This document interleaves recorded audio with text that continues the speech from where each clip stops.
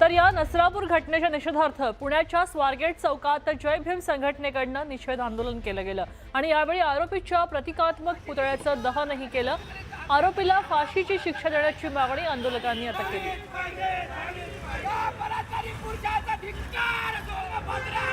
हे दृश्य आहेत जय भीम संघटनेनं या ठिकाणी आंदोलन पुकारलं होतं। स्वारगेट चौकात हे आंदोलन पुकारलं होतं आणि यावेळी आरोपीच्या प्रतिकात्मक छबीला इथं त्याचं दहन केलं गेलं। आपण पाहतोय की हे निषेध आंदोलन आहे। पुण्यात स्वारगेट चौकात जय भीम संघटनेने हे आंदोलन केलंय। दुर्घटनेचे पडसाद आज दुसऱ्या दिवशीही कायम आहेत। पंचक्रोशीमध्ये नागरिकांकडून आज खेड शिवापूर टोल नाका बंद करण्यात येणार आहे आणि या घटनेचा तीव्र निषेध आंदोलकांकडून आता व्यक्त केला जातोय।